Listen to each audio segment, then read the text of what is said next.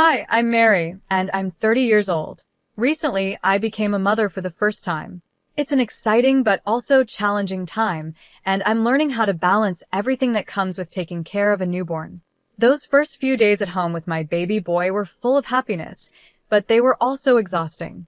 I knew having a baby would change things, but I didn't realize how tough it would be to physically recover from childbirth, while also managing the house and taking care of my son. Everything at home was a bit chaotic. Laundry was piling up, and the dishes were often left in the sink for longer than I wanted. It was hard to find a moment for myself, and I was constantly running around, trying to meet my baby's needs.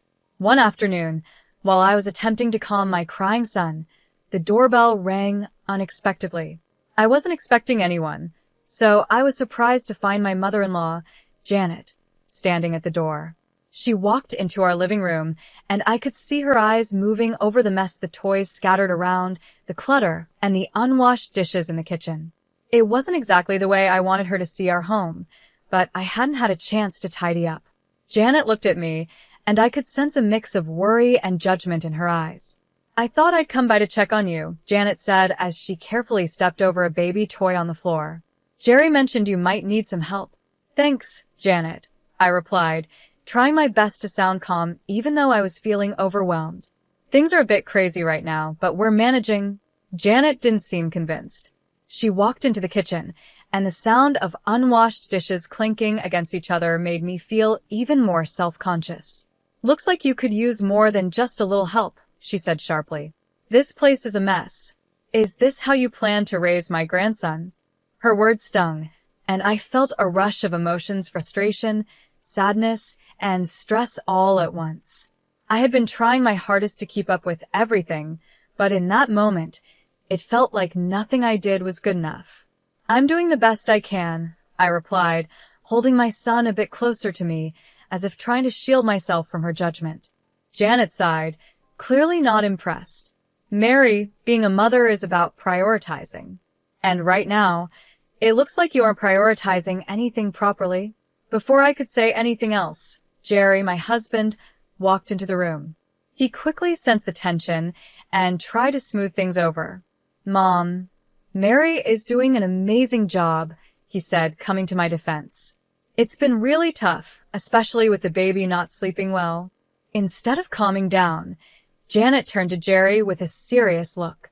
"You need to help her understand what's important here. It's not just about cleaning the house. It's about being responsible. She's not living up to the family standards." I could see Jerry was caught in the middle. He looked at me, then back at his mother, unsure of what to say. "Mom, let's not do this right now. Mary is still recovering." But Janet cut him off. "That's exactly the time when discipline needs to be taught," she said, her voice rising. "If she learns to manage things now, she'll be better off in the future. You can't be too easy on her, Jerry." I was stunned when Jerry hesitated, and then finally said, "Maybe you're right, Mom. Maybe Sophie does need to learn the hard way." Hearing those words from my husband felt like a punch to the gut. I couldn't believe he would side with his mother, especially when he had seen how hard I was trying. Janet gave a firm nod, as if she had won the argument.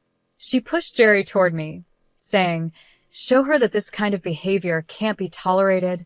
In that moment, I felt completely overwhelmed. It wasn't just the physical exhaustion or the mess around the house, it was the feeling of being judged and misunderstood by the people who were supposed to support me. Motherhood was already hard, and I was doing my best, but it felt like nothing was enough for Janet. That day made me realize how important it is to have a support system that understands what new mothers go through. It's not just about keeping the house clean or meeting family standards. It's about doing your best, even when things feel overwhelming, and having people who lift you up instead of tearing you down. I barely had time to react before Jerry's hand struck my cheek. The sound echoed through the room, loud and shocking. It was a moment I'll never forget, a line that should never have been crossed. I held our baby boy close, his cries mixing with the sound of my racing heartbeat. "Jerry, what are you doing?" I managed to ask through tears. The pain from the slap was nothing compared to the pain of betrayal. I couldn't believe this was happening. "This is for your own good, Mary," Jerry said, his voice flat and empty. He didn't even look me in the eyes. "You need to learn." The room fell silent. The only sound was the soft whimpers of our son. Jerry glanced at me, his face showing a mix of frustration and embarrassment, but it didn't feel like an apology. Janet, his mother, stood there with a stern expression, not saying a word, but her presence alone was enough to make things worse. She didn't move, didn't flinch. She just stood there, watching as if she had expected this to happen. What was supposed to be a visit to help me had turned into something else entirely. Instead of support, I got judgment, and now this is a slap that shook my entire world. It was like everything I thought I knew about family was crumbling around me. As Janet prepared to leave, she whispered something to Jerry at the door. I couldn't hear all of it, but her smug look and Jerry's troubled face told me it wasn't anything kind. I could feel the coldness in the air, and it made my heart sink even more. That night, after the chaos of the day, I rocked my son to sleep, trying to soothe him as much as myself. But the fear and dread wouldn't leave me. What was supposed to be a loving family now felt like something else entirely. It felt like I was being judged, like I was on trial, and I was failing in their eyes. As I held my son close, I made a decision. I needed to get out. Not just for my safety, but for his too. The house that once felt like a home now felt like a prison, built by the very people who were supposed to love and protect us. I realized that this wasn't a place where I could raise my son safely. Jerry had crossed a line, and I couldn't trust him anymore, especially with his mother's influence always lurking in the background. That night, I couldn't bear to sleep next to Jerry. Instead, I took my baby to the nursery, a small room that had become my sanctuary in the past few weeks.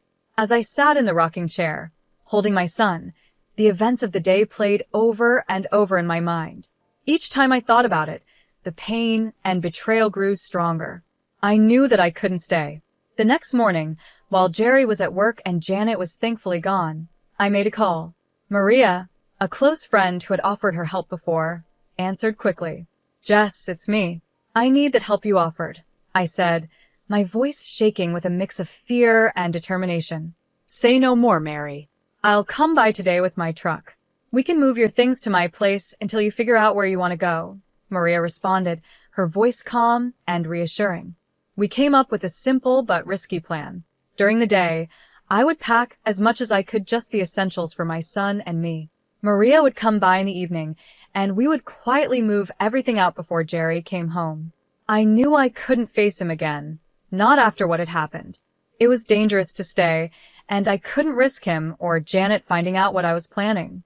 As I packed, my heart raced, but I knew it was the right thing to do. This wasn't just about me. I had to protect my son and give him the safe, loving environment he deserved. I couldn't let him grow up in a house where violence was acceptable, where control and manipulation were the norms. Leaving was hard, but staying would have been harder. This was the beginning of a new chapter for us, one where I could finally breathe, and my son could grow up in peace. I stood there, thinking about what would happen if I faced Jerry again. He might try to apologize, or worse, Janet might convince him to continue controlling me. I couldn't let that happen. I knew I had to leave. All day, as I packed my things, every baby outfit and toy felt heavy with memories. I couldn't stop thinking about the life I had imagined, the family I had wanted to build with Jerry. But the sharp memory of Jerry's slap and Janet's cold, judgmental eyes reminded me that staying wasn't an option anymore. By late afternoon, most of my things were packed into boxes. I hid everything in the garage, trying to stay calm and focused. Maria, my best friend, arrived just as the sun began to set. Her arrival felt like a glimmer of hope in what had been one of the hardest days of my life. "Are you ready?" Maria asked as she stepped inside, looking at the boxes and bags scattered around. "As ready as I'll ever be," I replied, holding my baby boy a little closer to my chest. I had to do this for him, for both of us. We moved quickly, loading everything into her truck. We worked silently but efficiently, as if we had done this 100 times before. The last room I packed was the nursery. It had been my little sanctuary, the only place in the house where I had felt safe and at peace. I took one last look around, saying a quiet goodbye to the life I had dreamed of having with Jerry. But I knew now that this dream was over. As we drove away, I watched the house fade in the rearview mirror. A chapter in my life was closing, and though my heart felt heavy, I also felt a flicker of hope.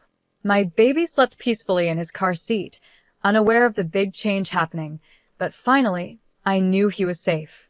This was the first night of our new life, a life where fear and manipulation no longer had control over us.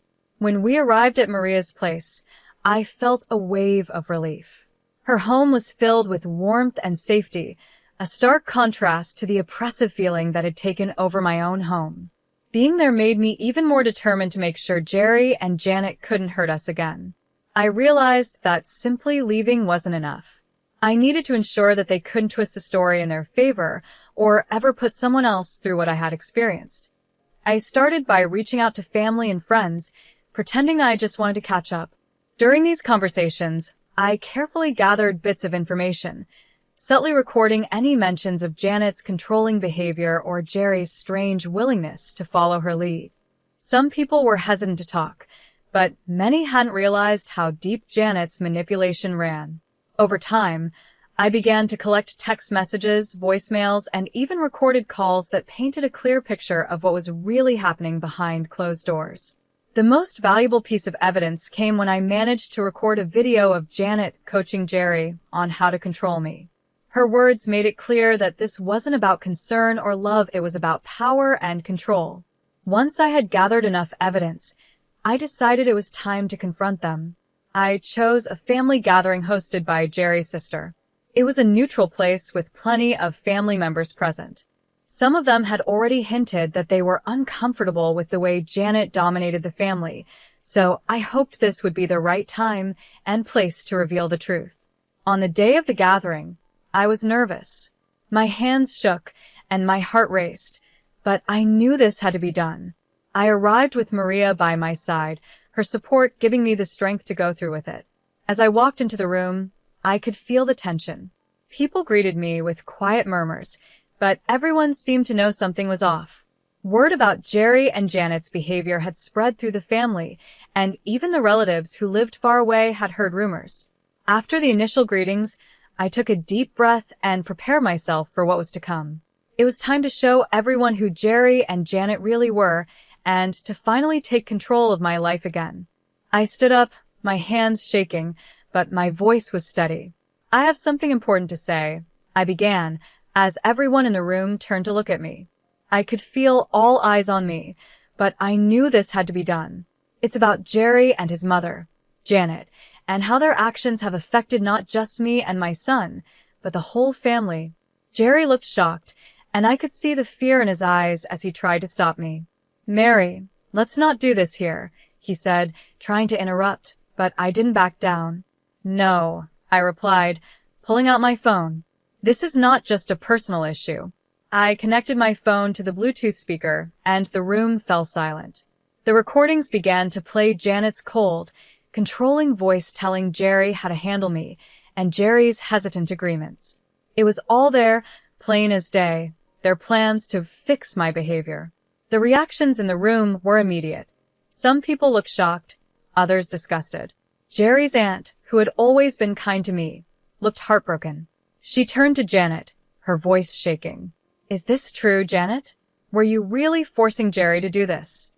Janet's face turned red with anger and fear. "These are taken out of context," she snapped, trying to defend herself. But it was too late. Jerry's cousin, who had been quietly observing until now, stood up.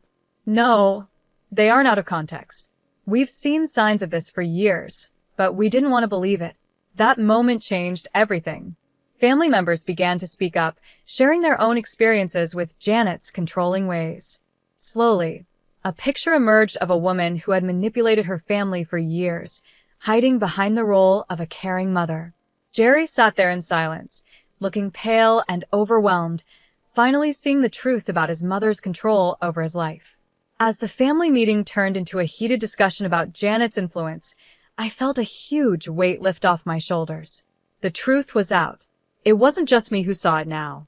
Everyone in the room knew. The family, who had been under Janet's control for so long, finally saw her manipulations for what they were. After the confrontation, there was a quiet, somber feeling in the air. The family, long under Janet's influence, now had to come to terms with what had been going on for years. The shock was clear on their faces, and it was uncomfortable for everyone to realize how deeply Janet had affected their lives.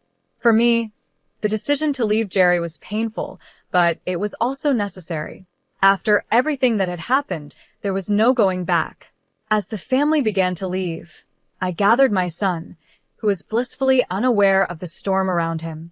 With one last look at the family home, I stepped into the unknown, knowing I was doing the right thing for us. Jerry watched us leave, his face filled with sadness and regret. His voice, once so familiar, now felt distant as he whispered a weak goodbye. I didn't look back. Janet, on the other hand, faced a much harsher reality. The family she had controlled for so long now saw her for who she really was. They began to distance themselves, realizing how much harm her actions had caused. Her attempts to regain control went unheard. The evidence from the recordings and the testimonies at the gathering had been too much for anyone to ignore. In the weeks that followed, Jerry tried to reach out to me. His messages were full of apologies, promises of change, and pleas for forgiveness. But the memory of his raised hand and his mother's influence over him was too much to forget. The trust between us had been broken, and with it, our marriage. I knew then that this was the end of one chapter and the beginning of a new one. I wasn't just leaving a bad situation, I was starting a new life, one where I could be free from control and fear and focus on raising my son in a safe, loving environment. I found a new home in a small apartment, far away from the neighborhood I used to call home. It was a place where no one knew my story, and I could start over without the weight of the past following me. My friend Maria stayed by my side, helping me through this new chapter in life. I was grateful for her support as I figured out how to build a life that felt safe for both me and my son. My days were simple, but filled with purpose.